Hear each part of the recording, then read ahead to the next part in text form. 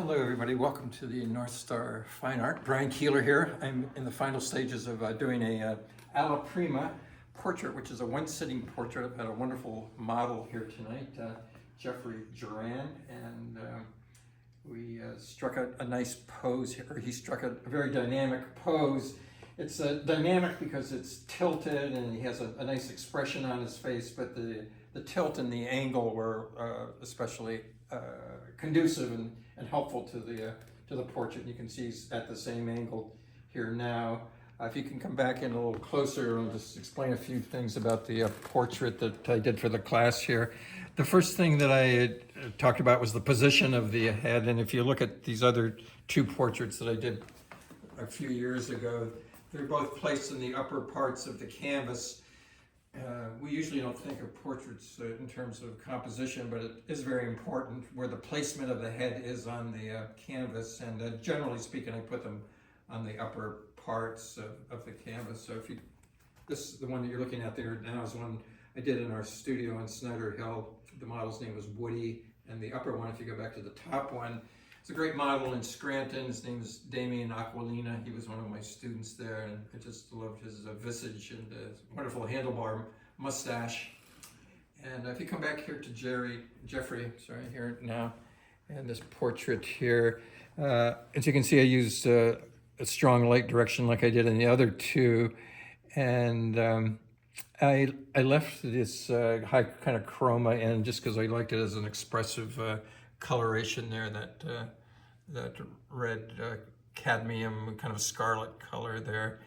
And I introduced some other colors here too, so it wasn't just a value painting of this kind of chromium oxide green. That's what the color is there. And I started early on by mentioning these wonderful parts of his face here, these wonderful character lines and folds. So maybe if you go back to the students here now, Joy had a question. Maybe if you'd repeat that question. Okay. I was wondering how you made the transition on the background between the dark into the light. Yes, if you come back here to the canvas here now, so I had left this kind of empty, or I didn't have it stated here, but the answer was that I just kind of feathered the brush here, and then just sort of gradually went from the dark to the light. So we have here's an interesting a good background here. We have dark against the light side of the head, and then on this side we have light to bring out the dark side of the shadow part of the head.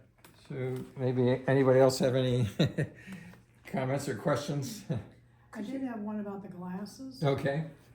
You didn't seem to change his face at all to compensate for the glass. So apparently it's not necessary to the actual lens of the glasses. Yeah. So you don't really need to worry about that as long as you show the outside of the glasses? Yeah, you're talking about the actual glass part of it? The So, lens, yeah, yes. I don't think it really affected the look of the portrait too much. So I just, I guess if there was a certain, there's a famous John Singer Sargent portrait where he has the kind of glare on the lens, but from where I was sitting, except for right here, we had that glint, but for some reason we didn't have that glint on the other side.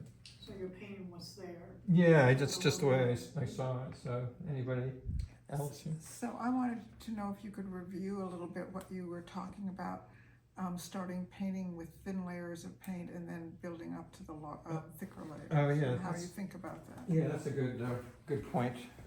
So what she was asking about was going from thick to thin paint, and there's an adage with painting you go from the lean to the fat. So in all the shadow areas of the painting, it's relatively thin, and then when you get to the light part, you build up the impasto is the word, the thickness of the paint. So you're going from thin and kind of mysterious in the shadows and getting progressively thicker and with more body to the paint as you go towards the light. And it's the general rule for oil painting. You get more impasto in the light parts. Okay. Anybody else have any questions or comments? You had used when the white that you used was a quick drying white, and were you concerned about that in any of your other colors? Because if you had a slow drying oil, it would kind of merge together? Or? Yeah, that's a good point here. It addresses the issue of what the speed of your palette is. It used to be I used a slow drying palette where I would mix this special liquid, and it was called oil of cloves, and most people use it for their teeth when they have toothaches. But if you put little eye drops into your paint, it'll actually slow the paint down. And I had make these elaborate palettes where I put oil of cloves in each one, and the paint would stay wet for weeks and weeks. And there's two different painters that come to mind. One is Leonardo. He used a slow drying paint, and all of his portraits and paintings have very smooth transitions from light to dark. And the other opposite painter in that particular method is Rembrandt. He used a fast drying paint. So you can see the brush strokes come through in all of his portraits. The brush strokes are very predominant, and but it has a practical value of being able to build up the paint quicker. So it's an alkyd type of paint. All the rest is just normal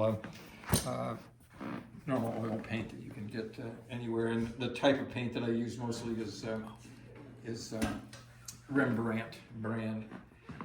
Okay, so I guess that will recap the portrait here. And so thanks so much for your attention. And you can see this portrait on my website, briankeeler.com, and also the North Star Fine Art Gallery.com, and see other works. Okay, thanks so much for your attention. Cheers.